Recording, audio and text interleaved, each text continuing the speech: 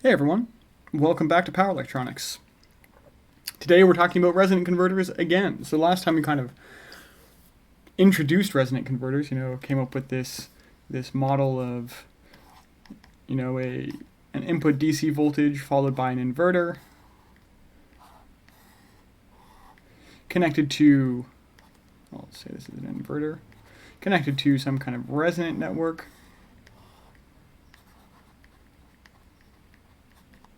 In other words, a filter, and then we connect that to a rectifier, right? Which then goes to the load. Right, so this is kind of like some kind of DC to AC to DC converter, right? So we're using AC power transfer to make a DC to DC converter. Cool. So last time we came up with models for this, for the inverter and for the rectifier, right? So if you recall, just to remind you, what we found for the inverter was that basically it looks like some kind of current source, right, to the input. And this has a value, a current of 2 over pi times IR, which is the current flowing in here, times cosine of phi, the angle between the voltage and current. So that's the DC side. And then on the AC side, we have a voltage source, an AC voltage source. I'm using controlled sources here to be more clear, but yeah, we have a an AC voltage source with a amplitude of 4 over pi Vg, and obviously the frequency is related to the switching frequency of the inverter, right? So this is kind of our model. Pretty simple model, right? So that was for the inverter.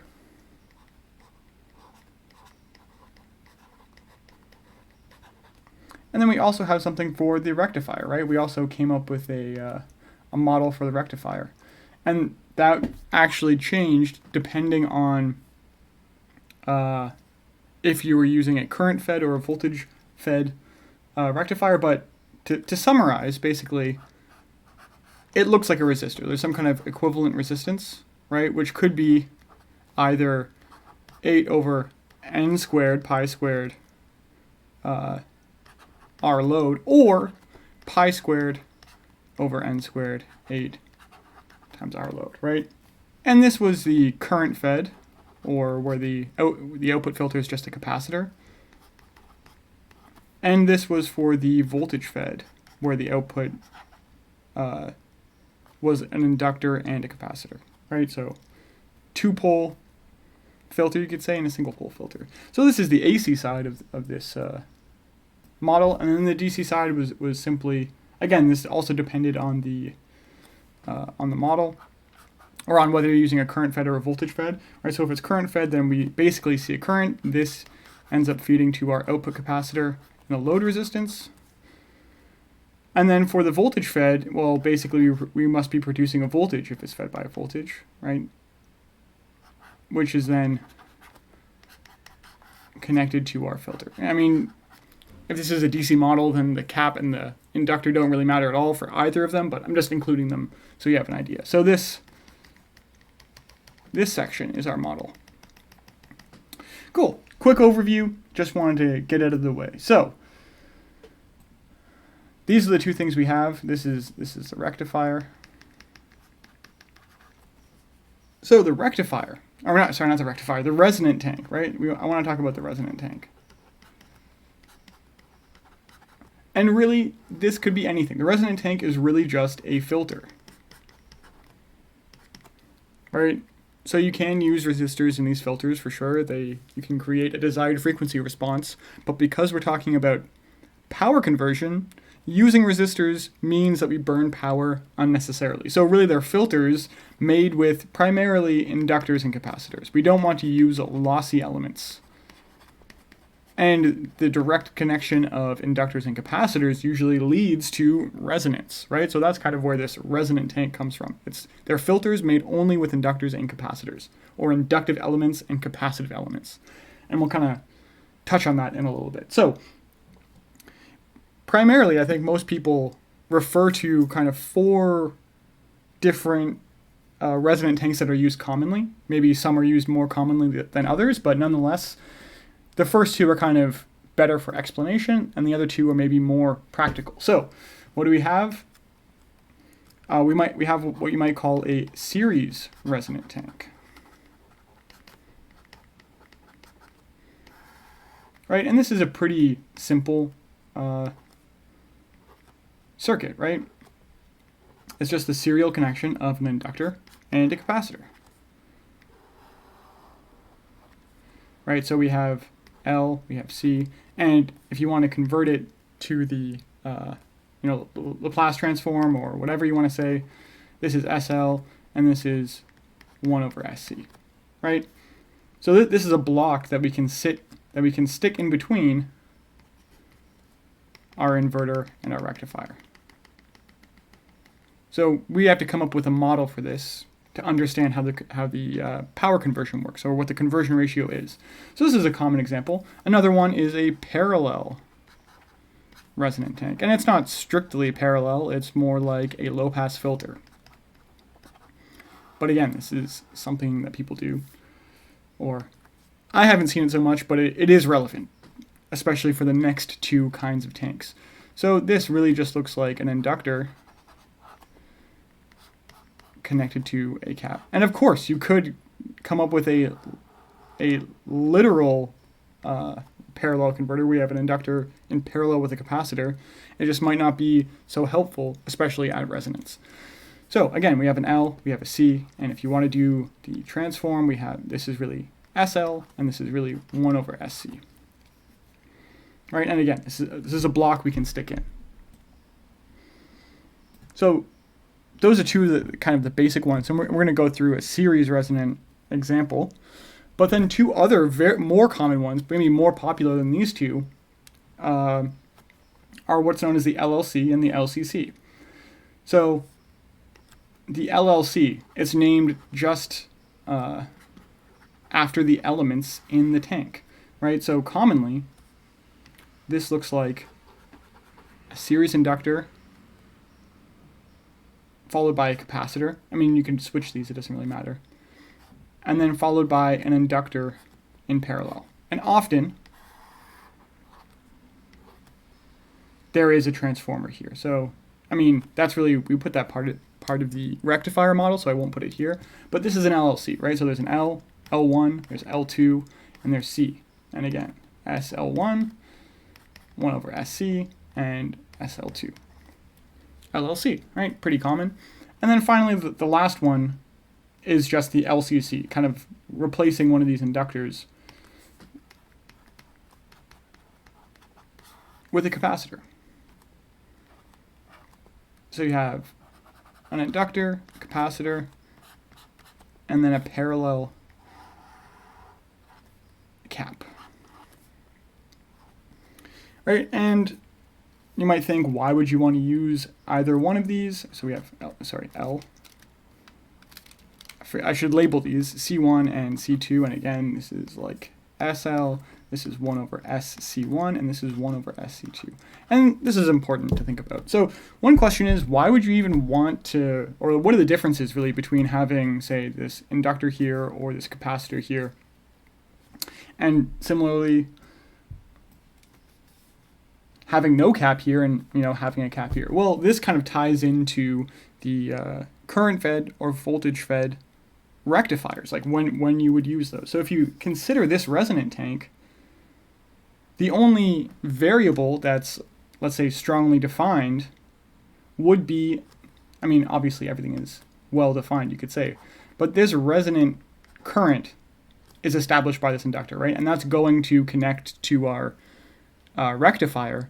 So really a current is feeding our rectifier. And then this voltage here, which we call V2, isn't defined by a cap, right? So it has to be defined by something else. It turns out that voltage would be defined by the output, as in a current-fed inverter, right? In the current-fed inverter, the output voltage kind of defines V2. Over here, it's kind of the opposite, right? We have a cap at the output of this model, meaning this cap voltage would drive the following rectifier, right? So we've defined the voltage, but the current isn't defined. So for the parallel resonant tank, we have to use a voltage-driven rectifier, which means the current is defined by the output. And then we can apply that same kind of idea here, right? So again, here we have say IR, and then there's a secondary current. You can define it in whatever way you want. I'll call it IR2, right? So the current here is really what's defined, so I'll call this IR prime. The current here is what's defined, so we have to use a current-fed rectifier. And then over here, really, again, it's the voltage that's defined at these nodes. So this voltage is going to drive the rectifier. We need a voltage-fed rectifier.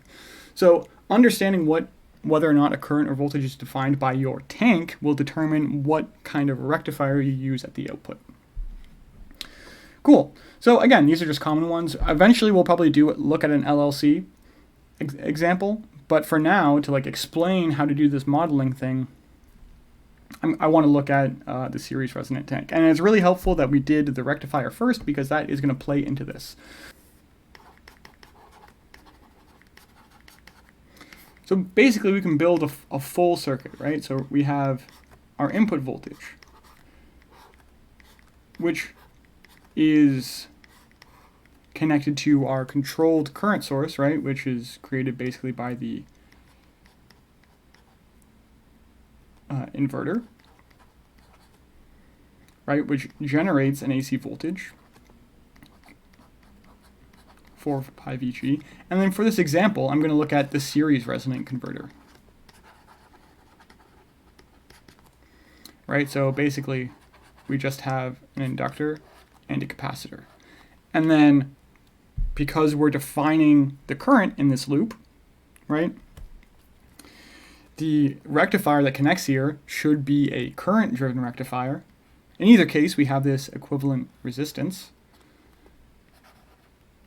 which is equal to 8 over n squared pi squared RL. And you can also say, if you want, that the voltage here would be 4 over pi, and then we have a factor of n. Oh, sorry, V out. 4 over pi V out over n, right? That's the voltage that would be applied, that is generated across this resistance. We can think about that for future reference. But in any case, we have this resistance. Basically, our rectifier creates this equivalent resistance. And then on the final output side, we have some controlled current source, which produces 2 over pi, there's a factor of n, 2 over n pi IR, right? And this connects to our load. And I've just removed the output capacitor for now because, again, we're considering the DC current here, and this is just RL, right? And you could say that this is V out. Cool, so this is our model, basically, right? This is our complete model. And now our task is to find the conversion ratio.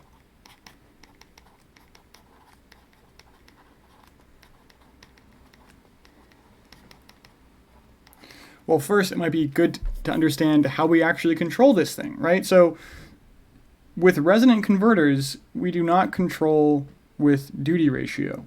Typically, we operate the inverter with 50% duty ratio. You could do other things, multi-level converters or multi-level inverters, whatever you want. You can vary the duty ratio. That isn't necessarily required. For now, we're going to talk about frequency modulation.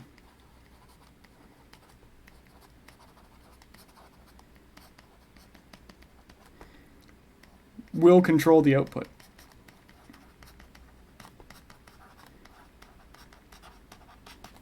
Or at least it'll be an integral part of how we control the output. Which means that our conversion ratio, M, is going to be a function of the switching frequency, right? And this is going to this is equal to the ratio of our output voltage to our input voltage, right? So this is what we're trying to find. What we can do is this is an AC circuit, right? So we can solve for the voltage across here, right, which is 4 over pi V out over n, with respect to the input voltage, right, 4 over pi Vg. And to do that, we can basically use regular AC circuit stuff, right? So we have SL over here, we have 1 over SC over here. Cool. We can just do this directly, so let's try it. So we could say that we're just going to use AC circuit theory, right? We're looking for this voltage, and we have an impedance here and an impedance here. So to find the output voltage, we just use a voltage divider equation, right? R equivalent over this plus this multiplied by the input voltage. Right, so let's do that. The voltage across the equivalent resistance, which is 4 over pi, and there's an n, 4 over n pi V out, is equal to the input voltage, which is in this case 4 over pi Vg, times the voltage divider, right? So on the top, we have R equivalent, and then we divide by the equivalent resistance plus SL plus 1 over SC. And maybe it's better to say, because we're talking about amplitudes, that we're actually thinking about the magnitude of this voltage divider, right? Because we're kind of operating at one frequency. We're not considering the phase of this with respect to the phase of this. We're just considering how does the amplitude change. So let's simplify this a little bit. We can replace S's with say j omega, right? This is a thing we might do to interpret this in terms of frequency. So simplifying, maybe I'll go back to white or something. Simplifying, well, we can eliminate the 4 over pi's, and we can bring this n over here, right? So we can say V out over Vg, we can also bring this Vg over here. V out over Vg is equal to n times the absolute value of R equivalent over R equivalent plus j omega L plus 1 over j omega C.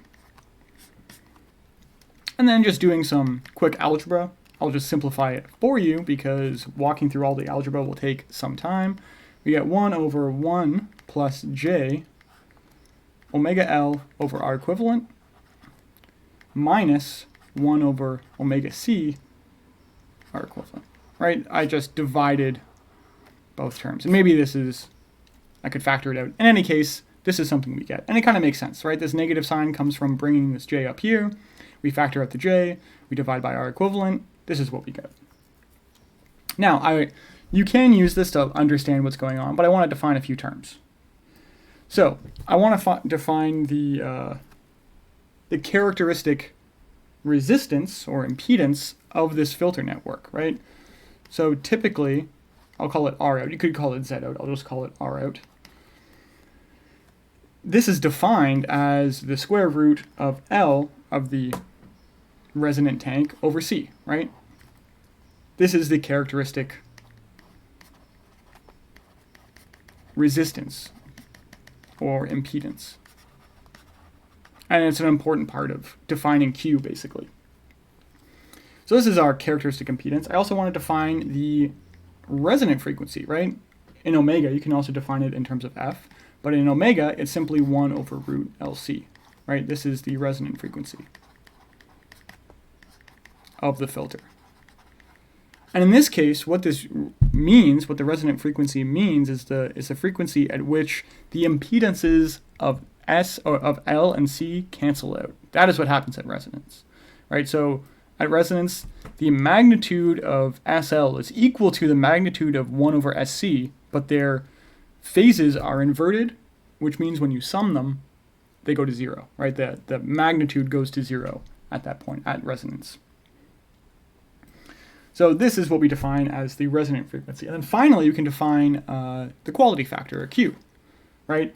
And it's related directly to the characteristic impedance of the network, or characteristic resistance. And it's actually just, in this case, it depends, but in this particular case, it is R out over R E, right? Basically our load resistance. So what we're attaching to this filter. And I say it depends is because for some filters, or depending on the specific configuration, it could be the inverse of this. This is our quality factor.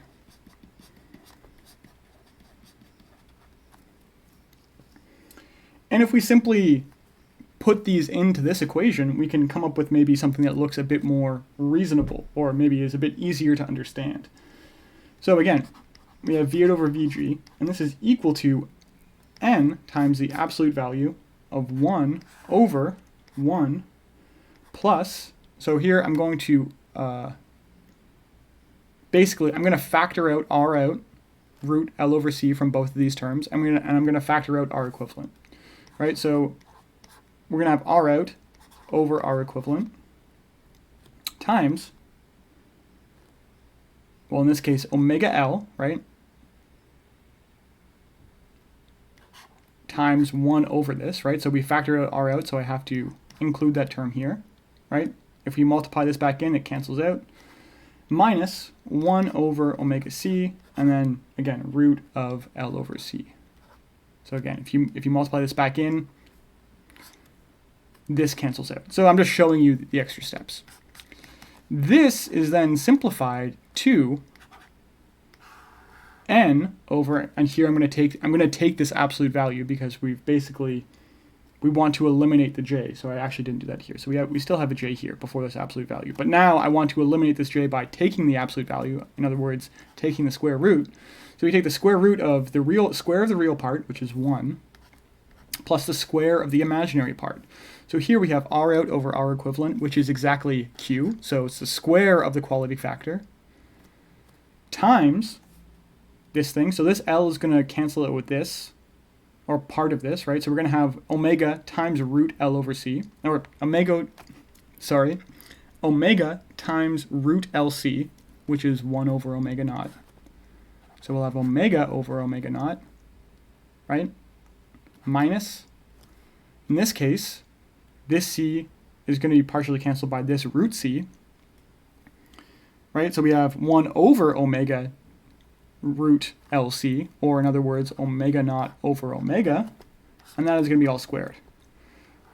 And then we close up the radical, right? So this is the equation for the conversion ratio of our converter, right? So we could plug in a specific frequency, and I'll just clean it up a little bit. We can also replace these with F, right? So you could say F switching frequency over the resonant frequency. So in other words, we could say Bode over Vg is equal to N, the transformer turns ratio. In this case, we define the turns ratio in this way, just to remind you. 1 to N, the dot saying. If we insert this transformer into our resonant converter, this is where this factor of N comes from. Square root 1 plus Q squared, and I'll just put in the F's here. F over F naught minus F naught over F all squared. Close up the radical. Great, so this is an equation. You can obviously plug in the switching frequency you want, understand what the load is and what the characteristic impedance is to find Q.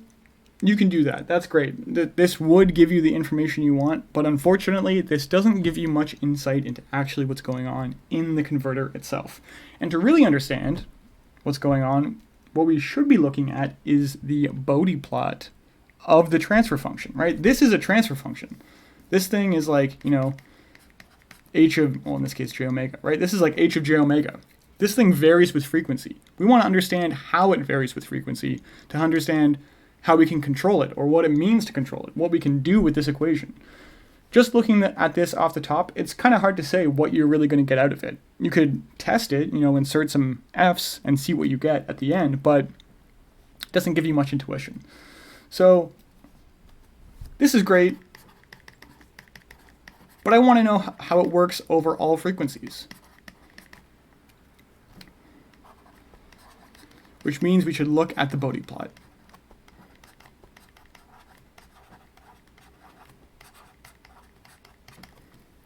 How do we generate the Bode plot? I mean, we can do it directly from here, right? From this expression of the converter, if you want to. That is totally possible. But for different numbers of elements, it can become maybe more tedious to do it that way, right? For this is a little bit simple, and maybe it would just be easy. You could just write it off from the top of your head easily. However, sometimes it is not so easy. So what I want to talk about is algebra on graph, which is basically an old school technique to quickly draw out Bode plots from the elements you have, right? It's just using some standard techniques and some approximations to generate the desired Bode plot without doing all the manual calculations necessarily. Cool. So one thing I want to note with this equation, how we generated this equation back here. So what did we do? Well, we noticed that it was basically a voltage divider, right? And we said that it was R equivalent over this term, Z1, you could say, let's call it Z1, plus Z2. So in other words, we had an equation that was something like our conversion ratio, or really our transfer function, is actually equal to Z2 over Z1 plus Z2, right? That's kind of what we did. I want you to note that if we look into this inverter, we can find the input impedance, or the Zin. Well, Zin for this is really simply Z1 plus Z2. So we could rewrite this as Z2 over Zin, right? So this load resistance, or this equivalent resistance, over the total input impedance. Now, if we look at the Bode plot, what we're looking at is actually 20 log of h of s, right? Typically. If we do that to this system, or to this equation, we get 20 log of Z2 minus 20 log of Zin, right? Just from the log rules, right? So what does this mean? It means when we do the log transformation, we turn this division into subtraction, right? So if we find the Bode plot of Zin and the Bode plot of Z2, it turns out the Bode plot of Z2 is just a straight line, right? It's just a constant resistance over frequency. To find the transfer function, all we have to do is take this straight line and then flip Zin over about that axis, right? And that will show us what the total transfer function. What we're going to do is sketch out our Zin, sketch out our Z2, and then manipulate the graphs. We're going to do the algebra on the graph itself, right? Hence algebra on graph. So plan of attack.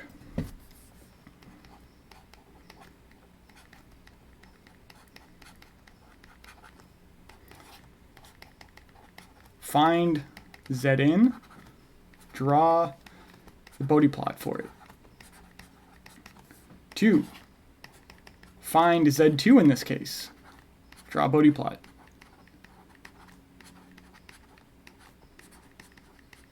And then to find h of s, or h of j omega, whatever you want to say, all we're going to do, really the magnitude, what we're going to do is flip Zin about Z2.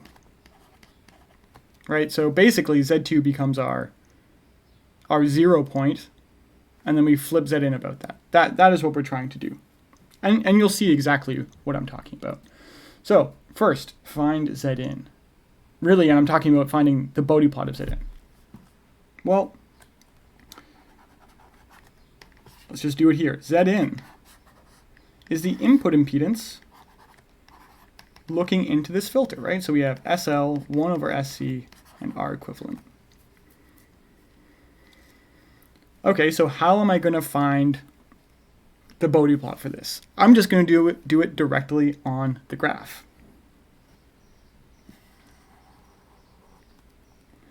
So I'm going to draw out my Bode plot.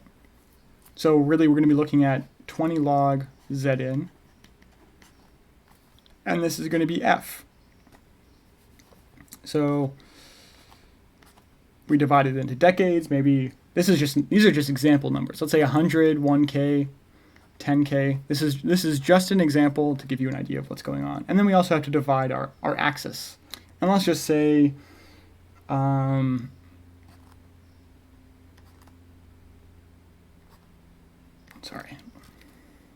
Again, this is just an example. Let's just say 0 dB is here, and then we have minus 20 dB, minus 40, and this is 20 dB, and this is 40 up here. Cool. So how do we do this? Well, what we do is we draw the impedances of each individual element. So we have SL over here. We can directly draw the impedance of SL, right? When we take this to a Bode plot, basically this means this S, what this single S means, is that we have a 0 at 0. And then we increase, which typically means we increase, the impedance increases with a slope of 20 dB per decade. How do we find this, where this line sits? So we're going to have a line that, is somehow in an angle like that, right? 20 dB per decade. Where do we put this? Well, what we can do is find where SL equals 1.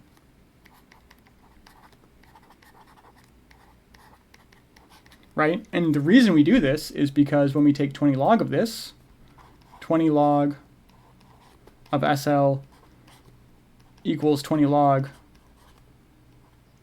of 1 is actually 0. So when we find where SL equals 1, then we know where this line with a slope of 20 dB per decade, crosses 0 dB, right? And then we can just fill in the rest of the line. So SL equals 1, which is really just 2 pi f L, when that's equal to 1 is, well, when f is equal to 1 over 2 pi L, right? And then, yeah, just for an example, I'll say that is at 10K, right? So here. So at this point, we're going to say that the inductor crosses the 0 dB axis. Because we know it has a fixed slope, SL has a fixed slope of plus 20 dB, 20 dB below 0 at 1K, and then, this just continues on, right? So it's going to look something like, well, it's going to look something like this, right? So this has a slope of 20 dB per decade.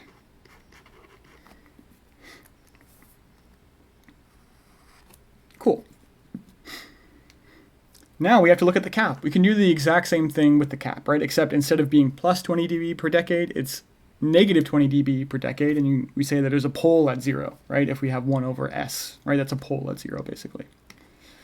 So I'll just say that at 100 hertz, the cap has an impedance of 1, or 20 log 1 is 0, right? So at 100 hertz, the cap has 0 dB of 20 log Z in. So again, all we have to do is look at the next few points. So 20 dB less is at 1K, and then it continues to decrease. So at 10K, it's over here, and yeah, likewise, it continues. So this has a slope of minus 20 dB per decade.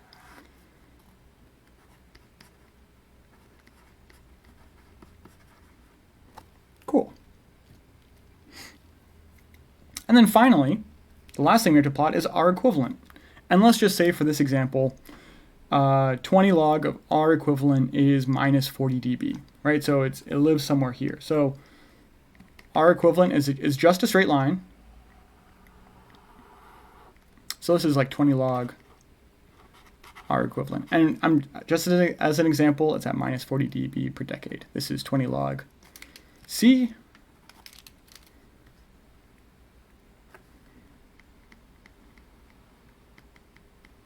And then this is 20 log SL. Sorry, that's black.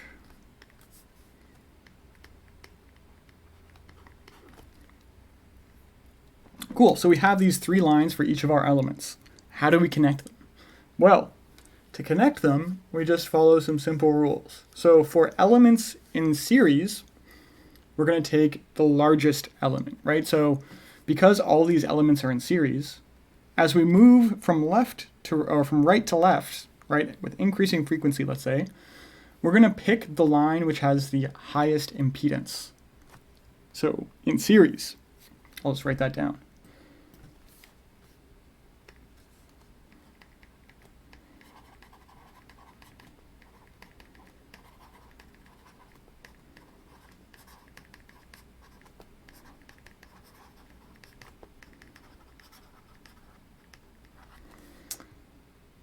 For elements in series, we picked the highest impedance. And then alternatively, for elements in parallel, we picked the lowest impedance. And this kind of lines up with what we expect, right?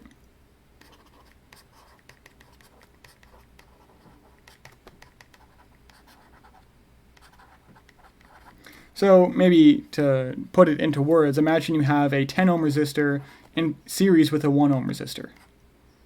Well, for sure this is 11 ohms, but I mean approximately, it's approximately 10. That's kind of what this is saying, right? This is an approximation. And then for in parallel, if you say have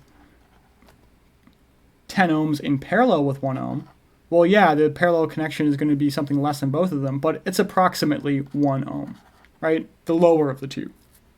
This is how we're approximating this impedance. So to finally connect all these things, all we're going to do is apply this idea, right? It's pretty easy for the series circuit because everything is in series. So as we go from right to left, we're going to pick the highest impedance. So over here, the cap is the highest impedance. Cap is the highest impedance. Cap is the highest impedance. Around here, we experience resonance. As I explained before, resonance occurs when the amplitudes of the impedances of the inductor and capacitor are equal, but the phases are reversed. It means that there's a cancellation of impedance. So right at this point, it looks like this S and L, or this L and C, their impedance is canceled. So it looks like a short circuit actually. So right at resonant, it looks like a short circuit. So short circuit, 0 ohms in series with the resistance looks like that resistance. So it should drop down to negative infinity dB, but in this case, because we have this equivalent resistance, the impedance drops down to our equivalent, right? And then after resonance, it returns back to this thing. So again, we're choosing the maximum impedance as we go from right to left. So over here, beyond resonance, the maximum impedance is the inductor. Right, and that continues for the rest of time, basically, the rest of f. So constructing the Bode plot in this way gives us this shape, right? And this is kind of what we expect, right? It kind of looks capacitive at low frequency. You don't expect DC current to flow through here. And then at high frequency, it looks more inductive, right? And then right at resonance, it just looks like a resistor. This kind of all just jives with what we know about impedances. So we have Zin. This is kind of step one, right? We have Zin. Now, what do we have to do? Well, the next step is to find our equivalent, our equivalent, 20 log of our equivalent. We have already done that, right? It's just this straight line. So now, we could say this is step two. Now, to find the transfer function, all we have to do is take 20 log R equivalent, 20 log of Z2 in this case, and then subtract 20 log of Zin. What you'll see is that we actually just flip this Zin about 20 log R equivalent, and this basically becomes our 0 line, right? This becomes our 0 dB point. So to draw that, I'm just going to shift over here. To draw that, h of s, or let's say 20 log of h of s, is equal to 20 log R equivalent minus 20 log Zin, right, is just going to look like this graph flipped around this. So we can do a few points, right? So over here, at say 10 hertz, we're going to have minus 60 dB, right? Minus 40 at this point, minus 20 dB. So minus 60 over here, right? And then as we move, say, over here, so at 0 dB, we have at 100 hertz, we have minus 40 dB minus 0 dB, right? So we're at minus 40. And then over here at 1K, well, they're lined up, right? We have minus 40 dB minus negative 40 dB. In other words, 0. So right at 0. At 1K, we have 0 dB. In other words, a gain of 1. And that kind of makes sense too, right? Just thinking about it from this perspective, right? If the impedance of S and L go to 0, the sum of these impedances go to 0, then the input voltage is going to be equal to the output voltage, right? Because there's nothing, reducing the voltage here. The voltage drop across these two elements would be 0, right? So that means we have a gain of 1 or 0 dB. And then we can continue on, right? It's kind of the same, it's kind of a mirror image over here, so we can just kind of draw it like this, roughly, and then what we get here is a slope of 20 dB, positive 20 dB, some resonance, right? And then a slope of negative 20 dB, right? So 20 dB per decade, minus 20 dB per decade. Cool. So this is our transfer function. This is what our transfer function looks like. And I actually just wanted to point out something else. So this point, this resistance, or this impedance here, this is R0. And the distance, or the division, well, really the difference between these 2 points, this is like 20 log of Q, right? Because it's R0 over R equivalent, right? Which is what we defined. Sorry, the opposite. Yeah, no, it is that. So yeah, the distance between here is actually 20 log of Q, which is 20 log of R0 over R equivalent, right? Which is just the difference between these 2 points, right? In the Bode plot. So this is what Q is, right? So the higher the Q, the more peaking you're going to have, the spikier it's going to be, right? And the lower the Q is, the closer R0 is going to be to RQ. Again, we see that exhibited here. This is still 20 log of Q, right? Cool. So this is our system, or this is our transfer function. This tells us how the gain varies with frequency, right? So again, you could see that with this equation. You could see that with, if you have, super eyes and you can understand like what the shape of the graph is going to look like just from looking at this equation, more power to you. For me personally, I find it easier to understand what's going on with this Bode plot. And that's why I choose to do it, to look at it like this, to understand what's going on. A few more points. There's a lot of stuff here. So yeah, a few more points. To the left, or to the right, sorry, to the left of this plot. I hope I wasn't saying right to left before. From left to right. From left to right, as we move from left to right, from low frequency to high frequency, over here, this has a slope of plus 20 dB per decade, and that might be confusing, what I'm about to say, but this looks capacitive. Why do I say that? Because if you think back to our impedance, this part of the plot was generated by the capacitor, right? So over here, below resonance, it looks capacitive. This impedance looks capacitive. And we could say that below resonance, the transfer function looks more capacitive. What does that mean? Well, if it looks capacitive, then that's really saying something about the relationship between voltage and current, right? If we think back to the governing equation of a capacitor, it says that the capacitor current is really equal to the derivative of the capacitor voltage, right? Right, we define the current based on the rate of change of the voltage. What this says is that, in another way of interpreting it, you could say, is that the current leads the voltage.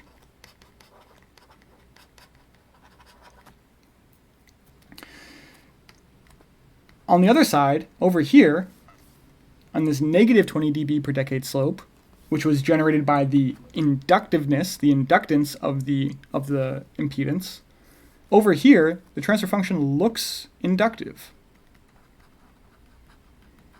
And again, if we think back to the governing equations, we have VL is equal to L di dt, which means that in this case, over here, above resonance, the voltage is going to lead the current. So this can change instantaneously, but the current itself cannot change instantaneously. Cool. So just keep that in the back of your mind. A few more points. We do not necessarily have to have this resonance. Q does not have to be this big. And in fact, if Q isn't this big, something different kind of happens, right? So I'll just write this down. As the equivalent impedance, R equivalent, resistance, I'll say, resistance, REQ increases, Q, or the peaking, or the resonance itself,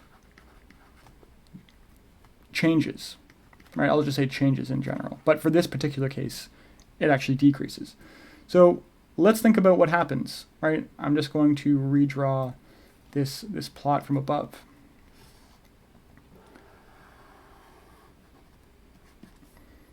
So I'm not going to use numbers. This is just to demonstrate. So we're going to have our cap. We're going to have our inductor, right? So you can just imagine this is 20 dB per decade.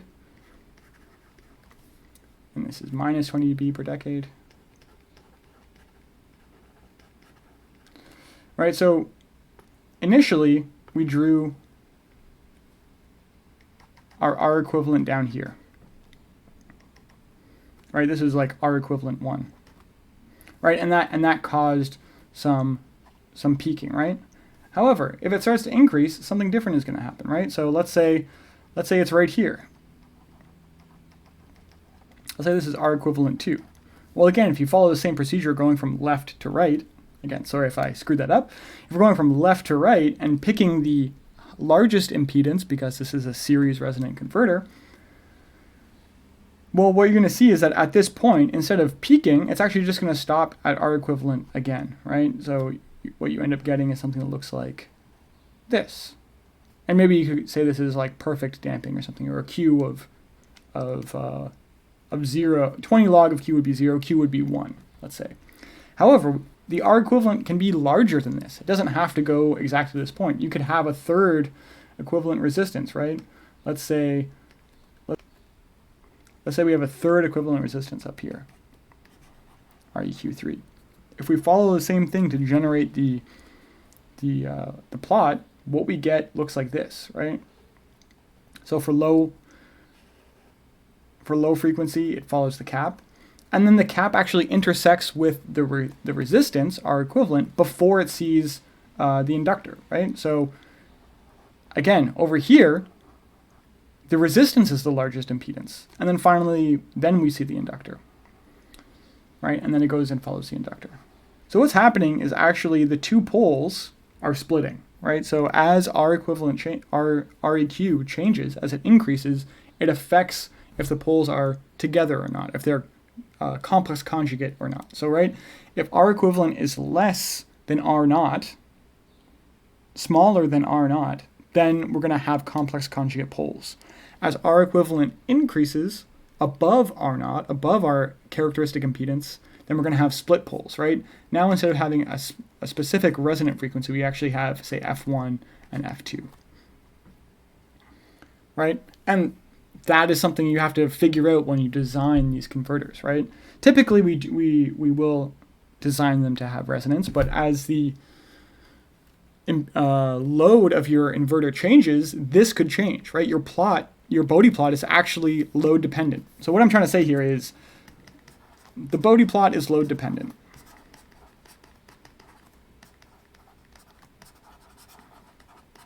And it is up to you, the designer, to figure out how to choose L and C for this particular example, such that, well, either you know what's going on, either you can predict that this is going to happen, or that it never happens. So let's say you always have a certain amount of resonance. You design a minimum resonance in your resonant converter. Right, so this is kind of an important point, right? So we've kind of figured, let's just zoom out. We've kind of done a lot of stuff, right? We've generated the transfer function. We know what the conversion ratio looks like, right? We know what the Bode plot looks like. So this is kind of like general things about the converter.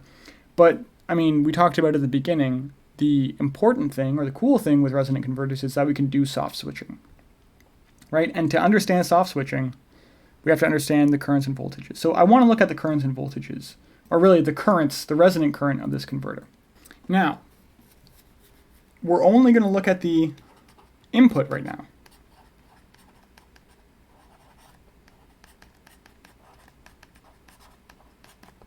Because this is a controlled bridge, right?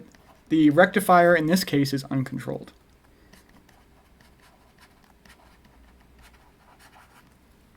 So to understand to figure out how to do soft switching for the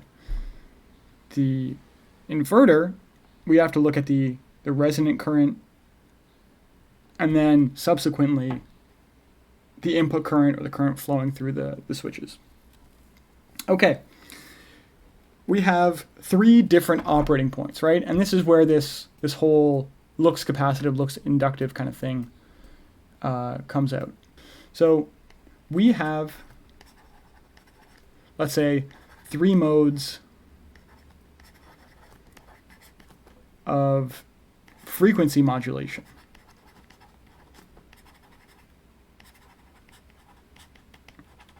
Or really 3, we can operate in 3 areas, maybe 3 areas of frequency modulation. And there are below resonance, above resonance, and at resonance. So below resonance,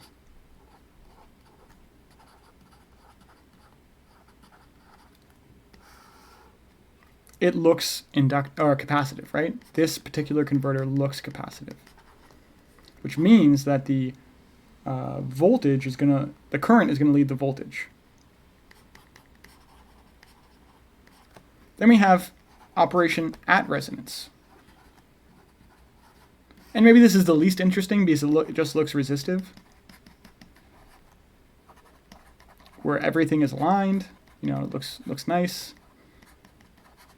And we're going to use this as a reference to understand how to draw the other currents. And then we have above resonance. We can operate above the F naught. And here, for the series resonant converter, it's going to look inductive, which means the voltage is going to lead the current. Sorry, I said I leads C. I leads V, right? The current leads the voltage, and here the voltage leads the current. And this is really just a conceptual tool to allow us to draw the currents and voltages to understand how to do this. So this inverter is going to produce, let's say, I'm just going to draw it as a square wave, but if this produces our AC voltage, which maybe I'll just draw it like this, 4 over pi Vg. Really, it's a square wave. We can call it, say, V1, right? Whatever you want to say. But first, let's start below resonance. So if we're operating below resonance, it means that our switching frequency is slower than the resonant frequency. So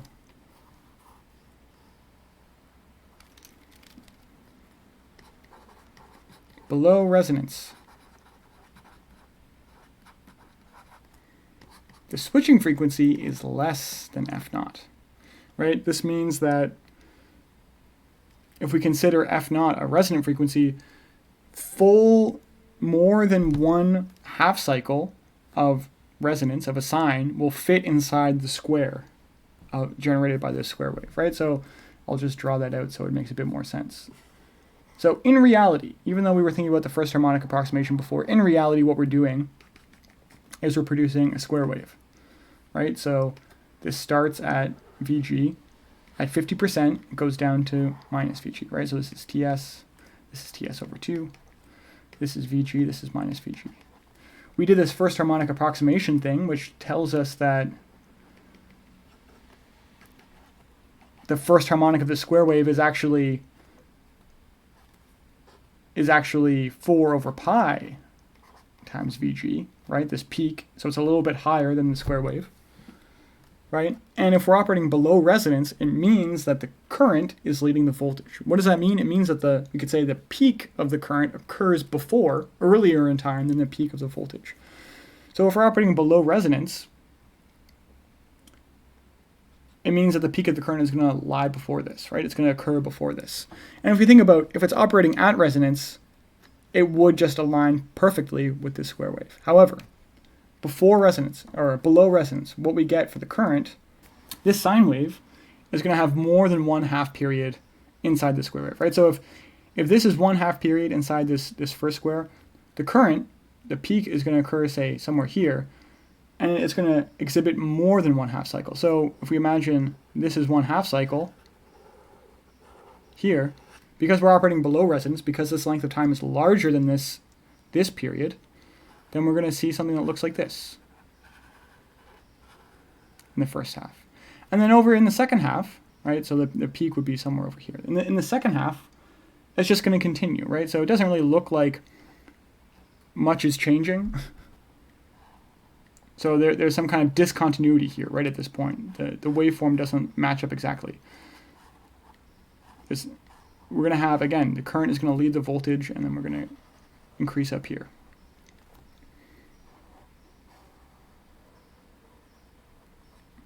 So maybe this is difficult for you to see, that it looks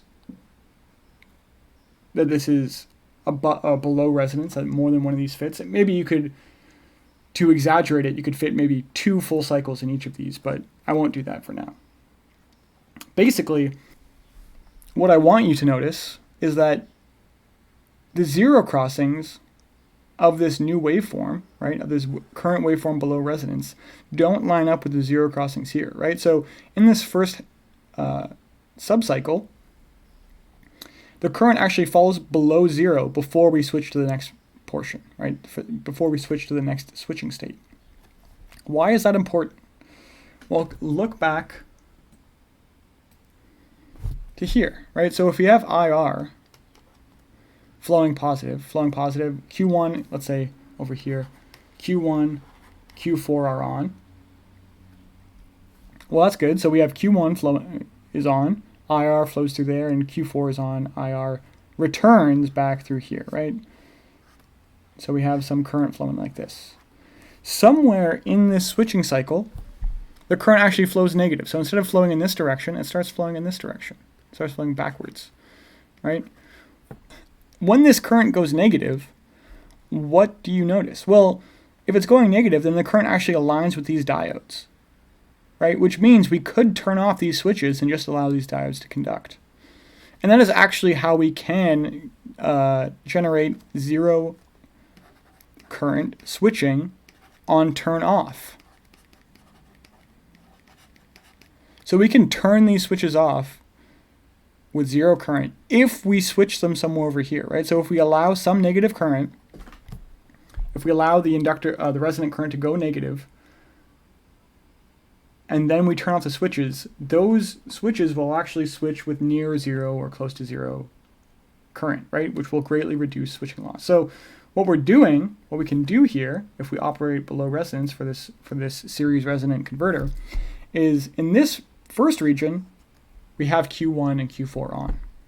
Then when the current flips, when the current goes negative before the end of the half switching cycle, we allow D1 and D4 to conduct, right? So we switch Q1 and Q4 off at an appropriate time, somewhere around here. Then D1 and D4 will conduct naturally. And then we get zero current switching on turn off. However, on turn on, we don't get zero current switching, right? So it's only on turn off. So for switching below resonance, we can get ZCS on turn off, right? And then we can add some snubber caps to limit how bad the hard switching is over here, right? So we have some soft switching here, and then this is a hard switching turn on.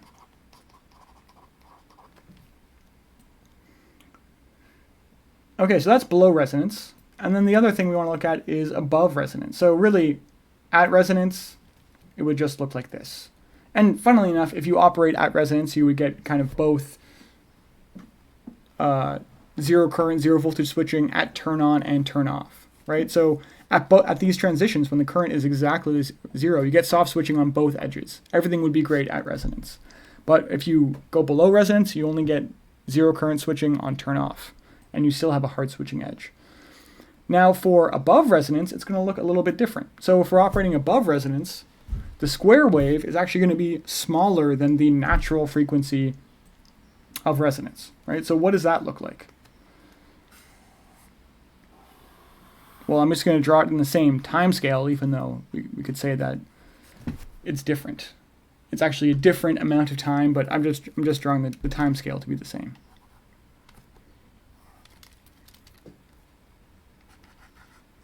So again, we have TS and we have TS over 2.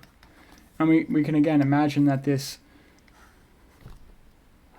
inverter is generating our square wave, which by first harmonic approximation gives us some kind of harmonic that looks like this with some amplitude equal to 4 over pi Vg.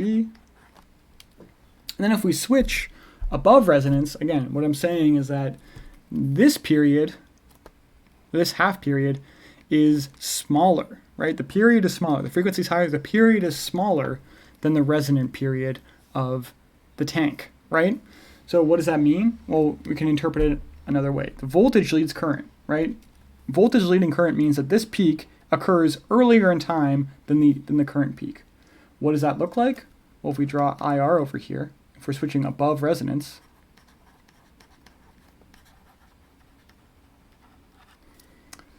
it means that the peak occurs, like, say, somewhere here. So if the peak occurs somewhere here, we can kind of imagine, well, it's going to switch here, right? So I'll just stop it here. But the peak occurring there means that part of the wave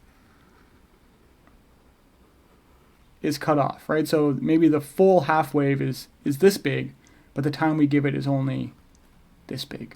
So it's going to start negative over here and then ends up positive. And then again, similarly on the other side, it's just inverted. So it's going to look something like that. Again, the current is lagging the voltage, or the voltage is leading the current. Right? And this doesn't, again, the way I've drawn it, it doesn't look so much like there's much deviation from the peak frequency or from the resonant frequency, but really what is important to consider is the fact that this current at the beginning of the switching cycle starts negative, right? So when we operated below resonance, the current ended negative, right? At the end of the switching cycle, or the end of the half switching cycle, the current ended negative. Here, when we're switching above resonance, the current starts negative and then goes positive. So this is actually kind of similar to the way the DAB worked, right? So if you remember back to the DAB, the current for parts of the switching cycle started negative, and that meant we could delay the turn on of the switches. So we have some negative current. Thinking back to here, if the current is flowing negative, let's say when Q1 and Q4 are supposed to be on, if the current is flowing in this direction, we can simply allow the diodes to conduct. So by delaying the turn on of, let's say, Q1 and Q4, we can allow D1 and D4 to conduct. If we allow D1 and D4 to conduct, then we can get a soft turn on, a ZVS, of Q1 and Q4, right? We just have to ensure that we turn them on before the current starts going positive, right? That would be bad if the current started going positive and we only had D1 and D4. So we delay the turn on of Q1 and Q4 while this is negative, right? So we allow D1 and D4 to conduct. Eventually the current becomes small, whatever. What happens when D1 and D4 conduct is that it limits the voltage across them.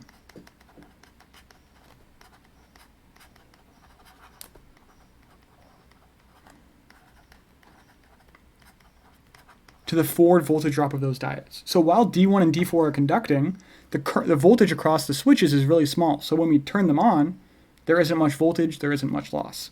So we get ZVS of Q1 and Q4 on turn on. However, on turn off, we don't get the same benefits. So we get a soft, let's do it like this. We get D1, D4 conducting over here, and then Q1 and Q4 conduct in this for this period of time. Right? So we have a soft transition over here, and then we have a hard transition over here. So we don't get everything, but we do get some soft switching, which significantly reduces the losses. So I think that's all I'm going to cover for now, because I think this has gone on for quite some time. I'm going to leave an actual design problem till later. And again, I think what you guys want is maybe more worked problems, and I'm going to get to that. I just needed to cover some stuff so you actually understand what's going on when I do worked problems, when I do actually step through all the algebra and stuff. But yeah, this is kind of just the basic idea of a series resonant converter operating at either above or below resonance. So again, for LLC and LCC, it's a little bit more complicated, and we'll get into that. But for now, this is just kind of the basics, right? So again, just to reiterate, what we've done is we've transformed our inverter resonant tank rectifier system into basically a model that looks something like this.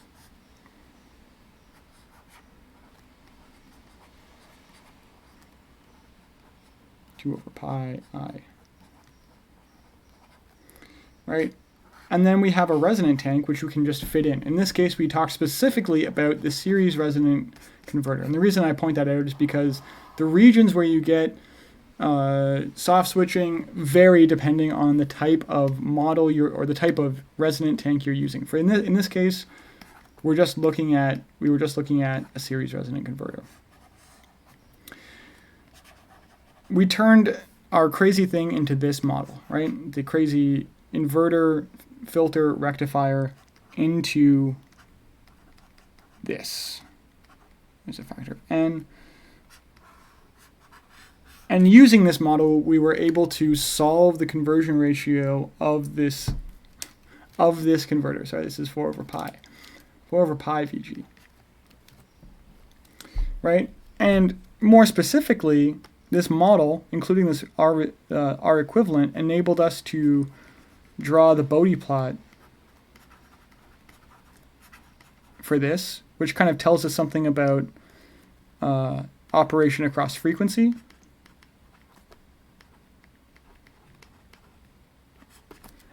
As well as where we're going to get soft switching. Right? The soft switching really came down to whether the current was leading the voltage or the voltage was leading the current. That is what enabled us to get soft switching. This, either the current being negative at the beginning of the switching cycle or the end of the switching cycle. So this is the same kind of strategy we have to use for other resident networks, but in principle, it's all the same. So I think after this, what you've been asking for is some DAB stuff. So I'll probably do a DAB problem, go through all the design steps and see what I get. Yeah, just working through problems and explaining all the steps takes some time. And even like fairly simple in terms of how they're described problems, simple problems can still take, like an hour or two to actually explain all the steps. So yeah, with the DAB, I'll get to it. And then eventually I'll do a problem for resonant converters too. In any case, I hope you like this, and I hope you're having a good day. I'll see you later.